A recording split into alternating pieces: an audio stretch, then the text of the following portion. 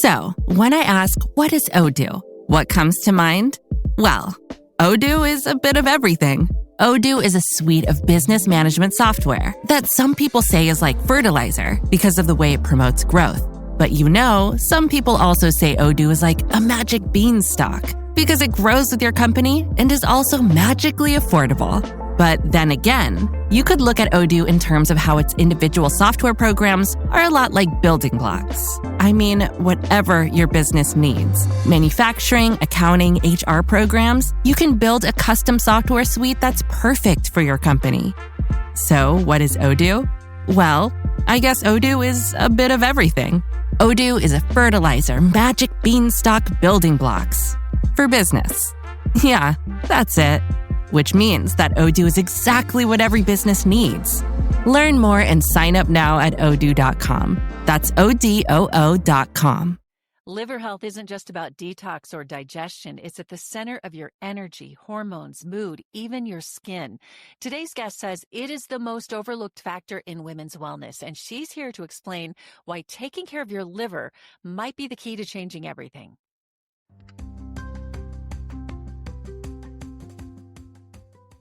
Welcome back, everyone. Hi, it's Natalie. I'm so glad you're here because this episode is packed with insights that challenge conventional wisdom and just might reshape the way you think about health. Today, I'm joined by Lisa Pickart, a certified nutrition and fitness coach, former bodybuilder, and passionate advocate for women's health. At the age of 65, Lisa is thriving. She's an empty nester, and she is boldly living what she teaches. Her health journey, from battling autoimmune diseases and obesity to healing her body through a radical shift in diet, has inspired thousands of people. In this episode today, Lisa and I are going to go into the role of the liver in women's health.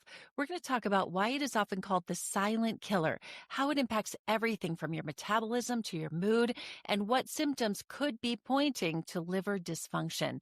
Then we're going to go even deeper because Lisa's sharing her personal story of moving from a plant-based diet to a strict carnivore lifestyle, why she believes vegetables might be doing more harm than good, and the mindset shifts that she teaches to help women reclaim their energy and their health without relying on trends or quick fixes. This, I'm going to tell you, is a bold conversation. Whether you're skeptical, maybe you're curious, or desperate for answers, Lisa brings powerful insights backed by personal experience and passionate research. I want to invite you to join me online. Also join me on Instagram. My website is natalietysdal.com. I have free resources that you can get while you're there, like the Gut Reset Plan. And if you want weekly updates with even more health resources for busy women, go to Natalie Tysdal, that's Natalietysdal.com/newsletter to sign up for my weekly newsletter. Let's get started today with Lisa Pickart. Lisa, so much we could talk about today, but I want to zero in on something I know you focus on, and I want to understand why, and that is the liver for women.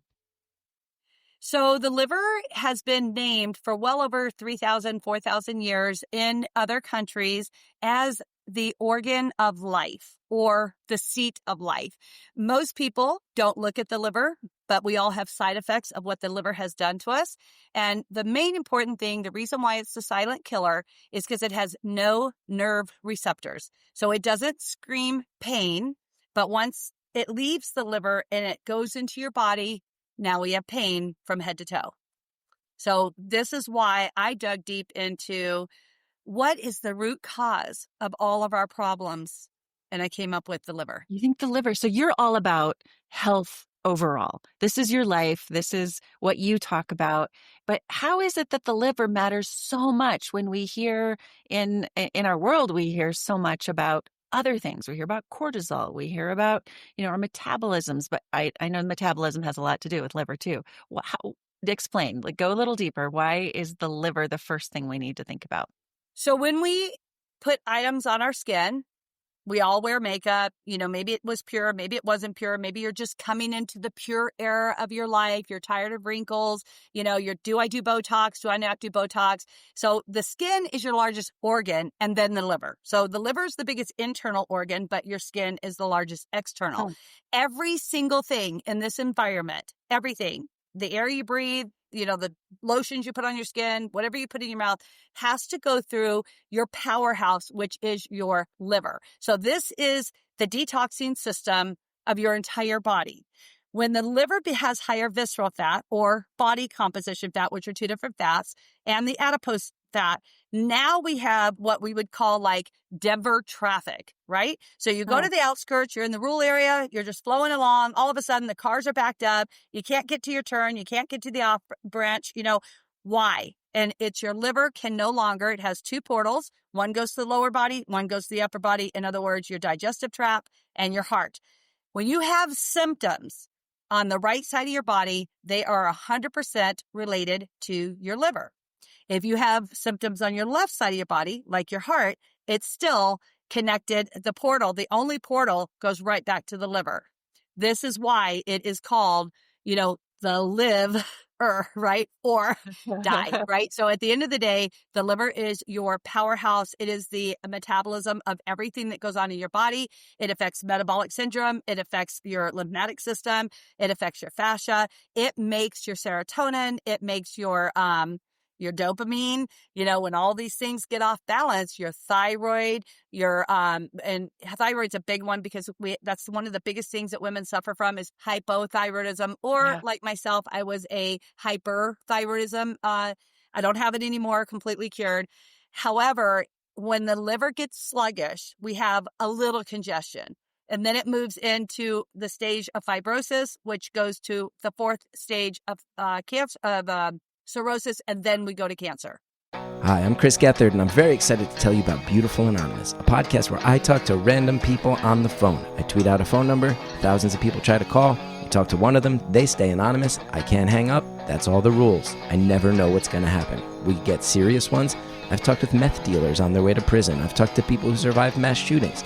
Crazy funny ones. I talked to a guy with a goose laugh, somebody who dresses up as a pirate on the weekends. I never know what's going to happen. It's a great show. Subscribe today, Beautiful Anonymous. Okay, so let's talk about improving our liver health. What do we do? Are all the other things we hear about in general health care, when we're just making ourselves healthy, when we're exercising, when we're eating well, is that helping the liver? Or are there very specific things we need to do? So there are some specific things that we should do, but I will tell you, I come from a different perspective. I don't know if you are aware or not, but I'm a full carnivore. I only eat beef, water, and salt. I was a vegan. Okay, back up. No, I didn't know you would love that. Right? I want to understand that. And tell me what a typical day looks like and why you do that. I don't hear that very often here on this podcast. So I was a vegan for about 16. So I was keto. I was like transferring, going over to vegan, leaving just chicken and turkey, and bodybuilder, obesity, 14 autoimmune diseases, super sick. And I realized as a vegan, I was actually losing muscle mass. I was getting sicker and I was getting fatter, and I had massive amounts of some diseases that left damage on top of it. So here I am now turning 66, and if I could undo it, that'd be great, but I can't.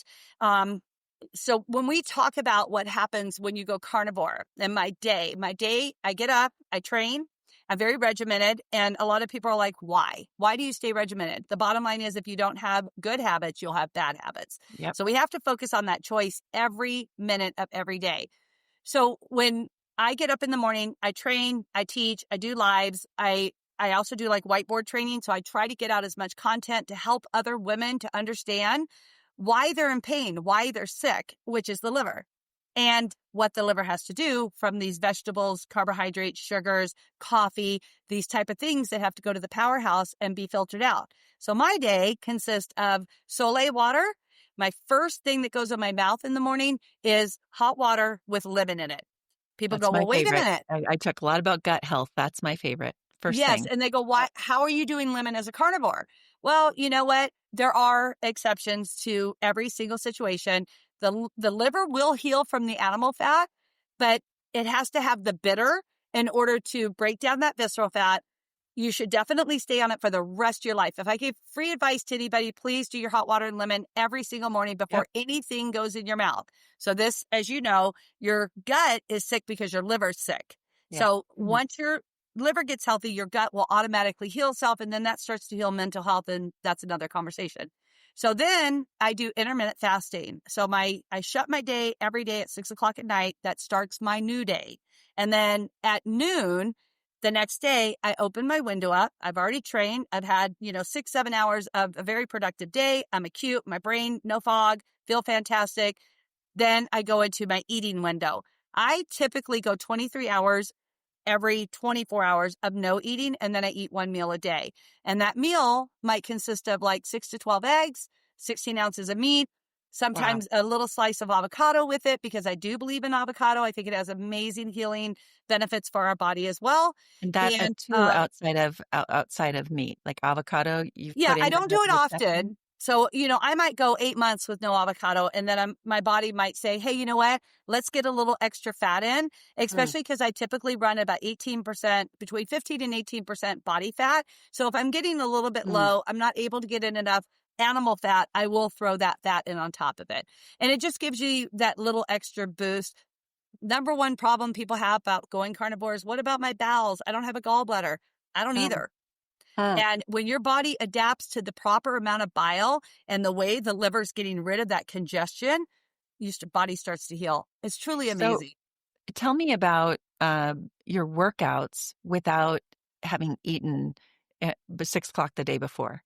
Do you find you have enough energy? Did your body get used to that? Beyond. And fasted workouts actually help autophagy, which is reducing aging, cleaning out those dead cells inside your liver. So not is it internally so good for you, but externally you walk your talk and you just feel fabulous. So there's really, I did bodybuilding and did the high carbs, low fat. I got sicker and sicker and sicker. I've won 8 shows in Southern California. If I could go back and redo it, I would. You put your body in such a horrible metabolic state. It just makes you sicker. If I was to ever go back on stage, I would do it as a carnivore now. So what does meat look like for you? What are those meals? So I don't do any chicken and I don't do any turkey. I only do Do you my have something primary. against that? You don't like it, or is it not as good for you? It's not as good a form of meat. It is a little higher in protein, but because it's so, it has so many hormones that are destroying a woman's body. And this becomes our hormone issue with the estrogen imbalances, whether you're dominant or not. Your hip issues, everything that's going on inside of your body typically is from these hormones that have entered into your body, and your liver can't take care of them because it's congested. And then that leads to a bigger problem. I could probably add it back in.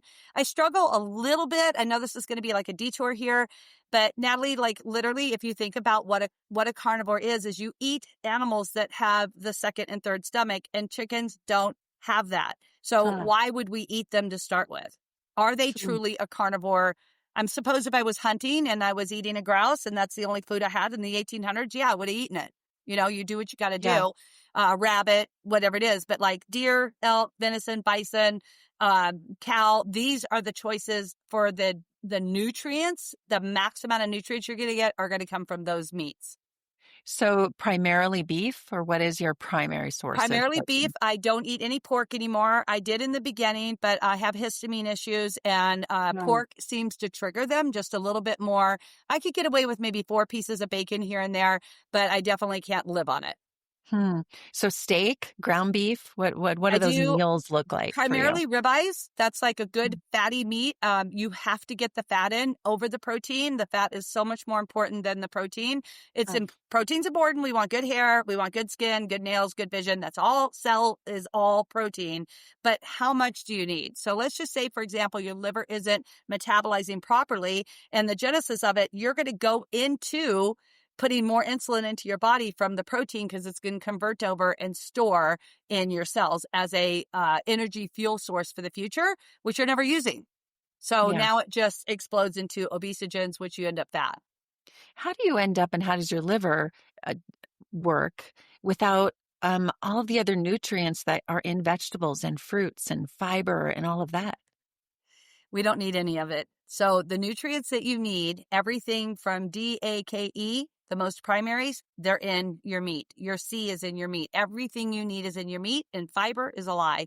We don't need any fiber. As a matter of fact, more people have colon disease, IBS, celiac. All these things are coming from the processed, and whole foods because of the oxalates that get stuck inside your body. It creates cancer, and ultimately the liver can't filter them out anymore because it's sick. So we get the liver healthy, and then we don't have colon issues. We don't have gut issues.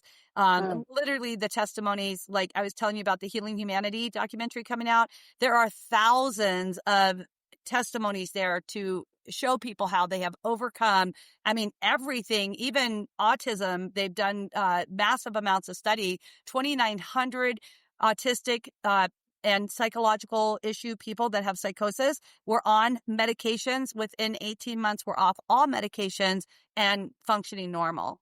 And autism is, everybody wants to blame everything else, but is it the shots or is it the food? Wow. Okay. So I really thought we were just going to start down the line of liver health, but this carnivore thing, it's its own topic. And I think another thing that's hard for people is we hear over and over moderation, everything in moderation. And my general rule is 80-20. If I'm good 80% of the time, my body can take 20% of the treat here and there so I don't go crazy. You're pretty regimented. We know that. Not everybody has that discipline. How do you advise people who are like, I have friends, I go to parties, I go out to eat. Do you just order ribeye everywhere you go and that's the only thing you eat? How do you find that balance? So in my course, which is A to Z, and it is functioning on the liver. So I'm going to slow down here just for a minute because mental health is at the root. So the root cause of mental health is your liver. And people that have addictive personalities typically can't moderate.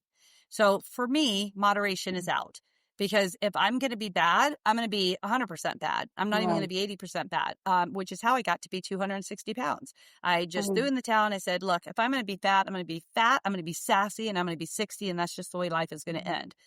That is not okay. That is just an excuse. So when we start coming back into the world of carnivore and our liver has all those nutrients, that sickness in the brain and that addictive personality subsides. So even though I'm regimented, I'm not addicted.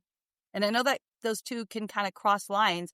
But one of the things that I feel like is super important is I have a client that's a male. I have a male's program and a women's program that is in Los Angeles.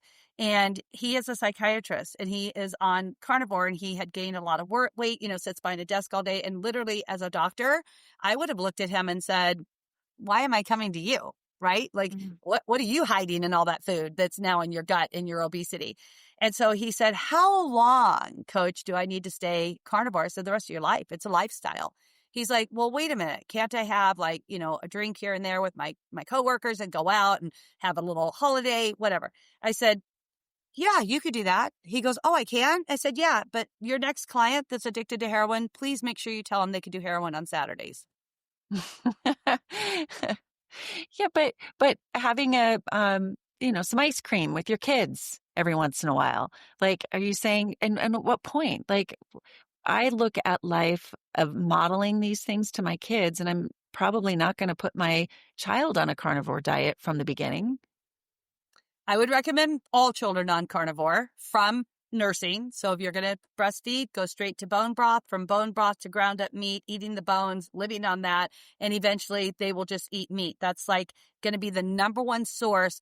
Number one, it's going to help them grow to their potential. They're going to have all the nutrients they need. They're going to be a little bit a step ahead in all children on on your IQ test. Children that have been raised carnivore are actually better thinkers. They're more critical thinkers. They have better habits. They are successful. They're clear brained. They're passing their SATs. They're just truly amazing. One step up. Not that there's anything wrong with being, in the middle line. I was a BC student as well. But I probably could have been better had I not been eating Fruit Loops and Pop-Tarts and, the occasional Shakey's we pizza. We know that, for sure. Yeah. Right. So why would we want to not change it for the next generation? That's what I would challenge somebody to look at. It's just such it's such a peer pressure thing. It's a cultural thing. It's, it's norms in our society of going to birthday parties, and, not everybody has that that discipline? I know you teach it, but I that's do. hard. So not only do I teach it, but I also, I blend it. So I take vegans. I have people who come to me, they're like, I'm sick. I have all my blood work. This is what's happening. What can I do? And I allow them to to transform or to transition from being a vegan to being I don't like the word strict carnivore. I'm not strict at all. I have food freedom now. I eat one time a day. I eat to live. I don't live to eat. I don't need to socialize with drinks. I don't need to socialize with food. As a matter of fact, I teach an entire program on how to handle Christmas, Thanksgiving, people going to functions, especially in the business world. You're at a corporate dinner. Like, what do you do from there? And really the best comeback, people will say like, you're not eating tonight because if there's nothing on the menu, why would I subject myself to being sick and in pain again? I want to protect me first. So if you look at the Me Too movement, why don't we take care of ourselves? Why are we constantly throwing that out the window as if we care for our children more than us? Because if you really love your children, you're going to take care of yourself so you're here when you're 90 and 100 years old, right? Yeah. And that goes for everything. Every single part of our environment, our mind. I do mind, body, spirit is what it comes down to. So what are you putting on your body? What are you putting in your mind? What do you listen to? We teach our children to do a better job on social media, but are we doing a better job? Yeah. All of this ties into critical thinking and being able to really propel yourself forward. So one of the tips I would leave with your listeners today is if you're contemplating going carnivore, number one, get a coach. Number two, work on the mindset. So as an example, I come to your house. I'm super excited to meet everybody that's in your family. Hey, this is Coach Lisa. She's carnivore, this and that. And there's desserts, cake, pastas, salads, everything all over the counters. Am I tempted to do that? I already know what it tastes like. I've already eaten it. I've already gotten sick from it. So I'm not going to return back to my vomit, right? I don't want to go back to that. So I already have an understanding that that's going to be there, but it's not meant for me. I just don't want anything to do with it. So I tell people when you arrive somewhere, and I really I just treasure these words, tell people that you're there to socialize with them. So how's your day going? What's been going on in your life? Because why does every gathering at every church, every environment have to relate around sugar? Mm-hmm. When we're there to be healthy, to be spiritually led, to increase our mindset, why are we serving things that, and when I say sugar, I'm talking vegetables, carbohydrates, fruit. These are all sugars. They're hidden sugars. When they go into your body as a carbohydrate, unless your liver is absolutely functioning at the top peak, it converts higher insulin, which goes to type 2 diabetes. So all vegetables, does your liver convert these? Like if we're talking broccoli, like I have snap peas and broccoli and some things we're taking on a road trip today. I'm like, I'm going to eat healthy in the car. So I pack my vegetables. All of it. And get this, Natalie, do you know that broccoli is not a God-made vegetable? It is man-created. No, I didn't know that. I know. Nobody does. But we have, ever since 1968, when they started it's called the agricultural revolution, this is where we brought water. We did mass production. We crossbred. We created things. Man did all that. And then we made it so that fruits and vegetables would be, they're available, the availability to you 12 months out of the year. So now let's just say I had a woman that came to me. I don't know what exactly would grow in your area naturally, but I can tell you this. I know what doesn't grow there from late October till probably May of the next year because the ground is frozen. You don't have access to berries or fruits or tomatoes or any of that type of stuff. So why are we eating it when it's off season? That's and I'm a big believer in that for sure. Yeah, you're never giving the liver a rest. Yeah. All you're doing is making it work. And if you were to keep some, you would want to pick the lowest level of the oscillate of the vegetables and the fruit. But it's all, if your liver's not working properly, it's all going to store in your body in toxic cells, which becomes your lymphatic system and we'll call it cellulite, even though I don't really believe in cellulite, but you have these cells that are full of toxins, and then it goes from 1 cell to 2 cells to 4 cells to 8 cells, and it just multiplies, and it sits waiting to be used. But if you're not using it, you've got cellulite. So can your liver function properly and in a healthy way on a diet that has fruits and vegetables and meat? I would say yes. Depending on the person, it's not one shoe fits all. But if your blood work after a year, 2 years, came in right where it should be, which is the sweet spot, everybody's a little different. Could you get away with a handful of berries every, well, first of all, your blackberries would only be available for 2 weeks out of the whole summer or the whole year, right? So if you wanted to have a gallon in that period, I'd be totally fine with it. But you would not want to continue on that in this addictive personality where more is better. Yeah. And What you about definitely don't want to be doing like fake foods. So you don't want to be freezing them. You don't want to be using them, later. Let's go back to the 1800s. And let's say that, the biggest trial and era that women went through was they saw a tree with berries on it and somebody would taste it and they died. And that's how they learned that that berry was not safe to eat. Yeah. A sacrifice was made.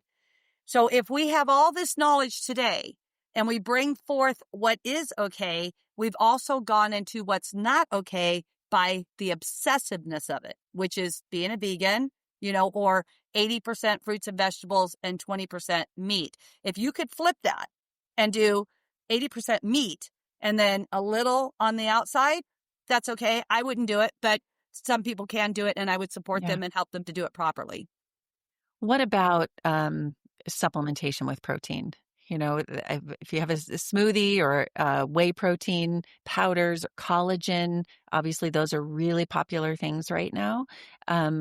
Is that okay for the liver? Are we getting the right kind of protein when we're doing So any I would type say of no. supplement? That would be the first thing, but I do have clients that have lived that life and they have to wean off it. So what gives you all of that is bone broth or meat stock. So I drink about Well, 3 they're to 4 bone broth cups. Proteins, obviously. Yes. And so I do 3 to 4 cups, sometimes 6 cups of broth a day. And that gives me all my collagen. It gives me all my protein. I mean, I'm still getting protein in my meat as well. But most importantly, it's giving me the supplementation without having to spend $600 to $1,000 a month in supplements that really your body doesn't need it every single day anyways. And one of the biggest things out there right now is organ supplements. Do we need liver, heart, kidney, spleen from the animal? So nose to tail is really important for the body. I personally don't eat liver. I am just starting to take like liver it's like not a capsule, but it's about the size of what would go in a capsule, like a little bit less than an ounce in my ground meat. I just mix it in there and make a smash burger with it. I really haven't noticed a huge difference, but I think natural form is always going to be better than a pill. But if you absolutely cannot do it, take the liver organ supplement pill. It will make a difference in your life. And then you don't need to eat all the vegetables and the fruits that are actually destroying your liver.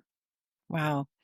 Okay. So what other tips for the liver? What are things that we can be doing to be sure? Or how would you know? Is there a test? How would you know your liver's not functioning properly? So the first is going to be your symptoms. So if you have thyroid issues, you have lymphatic fluid in your body, you have water retention in your ankles when you're flying, traveling, these type of things, sore joints, brain fog, insomnia, longer periods, heavier periods. I'm trying to think of some menopause symptoms. Brain fog really is a big one. So, and then of course, if your blood work comes back, if you've had a full lipid panel, which is your liver panel, you don't care about your cholesterol. Let the cholesterol go up. That actually helps your brain. Your brain needs so much fat. And unfortunately, I don't want to get too political, but the government has droned us down or dumbed us down. They've taken the cholesterol out of our diet so that we are more submissive and more able to obey. But your brain functions on cholesterol. So you want that. So the higher the cholesterol, good. But the one thing you are having high triglycerides, which is from ultra processed foods, alcohol, these type of things. If you are sitting over 70 in your triglycerides, so you have 150 or 200 or 300 score, your liver is already suffering it, probably like in a fibrosis state. It could be worse. But what we want to do is address that immediately. And that comes in that liver detoxing. I don't believe in like flushing the liver to where you're in bed for 3 days and you're sicker than a dog and you could possibly even go to a gallbladder attack. If you have one, you're really screwing with the bile into your gut. But what you want to do is balance those microbes. And so we do like a 3-day liver fast, which is having to do with putting 2 whole lemons in your blender. It's like Elixir. You drink it. You put a little bit of castor oil in there or MCT oil. That's going to help lubricate things. And you're going to start softening that liver to get rid of that visceral fat, which is actually killing you because that's what cirrhosis is. It's a scar tissue there. The biggest blessing that we have once we start this process, even if you have, as again, this is a whole nother episode. My husband has liver cirrhosis. He was given 30 days to live, and it's been 4 years. And what's today's date? The 22nd or 25th. So 4 years and 24 days, he's alive. People say he's on borrowed time, and the doctor said he is amazing, and he supports carnivore 100%, which is what healed him. Wow. How long have you been carnivore and your husband? So it started July 1st of 2021. Wow. And a lot of people count their days and their months and this and that. I've never cheated. I've never stepped off, which I do want to go back to the cheating ice cream. Carnivore world has exploded so big. There's a gal, her name is Courtney Luna, who's also a client, and we work a lot together. So she's a cook, and she has made so many recipes. If you want to get a great book and kind of start moving towards going carnivore, but you don't want to give up pancakes, you don't want to give up, birthday cakes, you don't want to give up bread. There are carnivore recipes that are just literally heavy whipping cream and the egg yolks or the full egg, where you can get in there and make these lookalikes, which are full carnivore. I actually am staying at a house that has an 18-year-old amazing carnivore here. And she also spends so many hours in the kitchen, not only making skin products with tallow, but she also duplicates what a younger girl may want, to feel sociably accepted, or just to be able to have like muffins and all of these things, but they're fully based off of carnivore. Oh, I'd be fascinated with that. What about eating out? Are you good eating out if you just order a steak, or do you look specifically for it? Because I buy my ground beef, of course, all grass-fed, organic. But when you're eating out, we don't know that. So I do typically call ahead, and I do ask, are you using soy when you cook it? Or you cook it, if I come in, can I have it cooked in butter? What's your butter? Is it grass-fed? Is it margarine? Like, I actually do, because this traveling trip we are doing carnivore on the road to show people what ordering looks like, what's in our freezer inside of the RV, and like literally, how do you do it? And then do you get weird reactions from the waitress when you're sitting there saying, I just want a grass-fed burger. Do you have it? Yes, we do. Okay, great. I want 4 fried eggs on top of that. Can you fry them in butter versus, oil or a spray? We just have to speak up. If you can be vegan and speak up, why can't you be carnivore and speak up? Right. Yeah. Yeah. So you can pretty much eat out anywhere. You have to pick the places knowing the kind of meat you're getting. I do my best to look ahead. Like, I have all these children, and they're like, are you coming to visit, this and that? So I know where I'm going. I mean, it's no different than if I had a child that was suffering from peanut allergies. The last thing I'm going to do is take him into somewhere that has a hidden peanut oil or a hidden, maybe it's coming from a peanut factory. Yeah. Right. Yeah. And you don't even know about the contamination. It's the same, because I have histamine issues. Well, I did when I ate normal standard American diet. Eggs can literally kill a person, the white, but the yolk typically has zero effect on anyone. So you can eat those yolks and be able to get all the fat you need for the day, because it's high fat. You've just got to keep eating the fat, the animal fats. And that is what heals that liver, which we're talking about, like visceral fat. This is another blood test or a body scan. If you have an in-body scale, or go to your local gym, get an Evoke machine done, find out what your visceral fat. I have women that are working with doctors, nutritionists, and they're like, well, my visceral fat's at 12. They told me that's really good. No, you need to be under 5. Because if you're not under 5, your liver is suffering. And when your liver suffers, your microbes suffer, your mitochondria suffers, your energy, your ATP suffers, malnutrition, hair loss, and it's just ugly. Wow. So much information. Lisa, thank you. I You're appreciate it. welcome. Where can people we need to do another episode. I have a lot of other topics that I'd like to go through with you. But people who want to follow you, get more information, I'll be sure and put it in the show notes. But if you want to mention it here, that'd be great. Sure. It's Carnivore Coach Lisa on YouTube. I don't do a lot of live type stuff, but I do try to get out as much information. I do whiteboard trainings that are about 45 minutes long. It's like a podcast, but you get a visual along with it. And then Facebook is Lisa Pickart, Pickart. And then also on Instagram, the same thing, Lisa Pickart. I'm not really big social media. I love belly to belly. I was raised that way. I don't have time for that. Yeah, it is what it is, right? But I think most importantly, one thing I want to leave you guys with, don't be afraid. Fear will destroy you. But faith in knowing that you can't, your body was designed to heal itself. If you give it the right nutrients and the right formula, you will get there. And we can overcome all autoimmune diseases, and we can overcome basic kidney. I have clients that have overcome kidney disease, cancer, colon cancer. I have a guy right now who had his whole colon removed and he's on a bag, and they told him, you're on your way out, dude. You got less than 6 months. He's already coming back around, and he was 6'3", 88 pounds.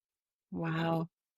It's just fascinating. Yeah, and it really is. I know it's becoming more mainstream, but it's so far from what our culture does daily and believes that it's like, wow, how could I do that until you really do it?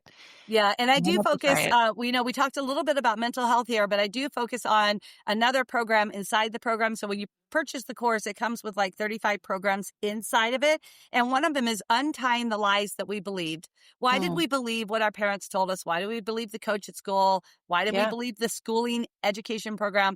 We have to be, as we started this whole entire talk with, like you, as a journalist, you have to be curious. You need to be questioning what's going on in your body, your mind alone. Yeah.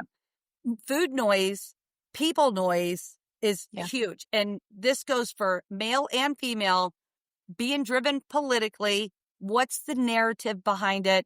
And who's profiting on the dollar? Yep. You're who's absolutely keeping you right. sick? Always go to the source. Yes. Always try to find the information and always stay curious. I live by that. Lisa, thank you so much. Yeah. Thank you. It's a pleasure to thank talk you. to This has been awesome. Thank you for having me. I look forward to our next discussion. All right. We'll set it up soon. Take care. Take care. Happy God bless. travels and be safe. Thank you. You too. Bye-bye. Thank you for joining the Natalie Tysdal podcast. You can follow along on Instagram and at natalietysdal.com. Subscribe to the show to catch every new episode and leave a review so I can continue to bring you fresh content. See you next week.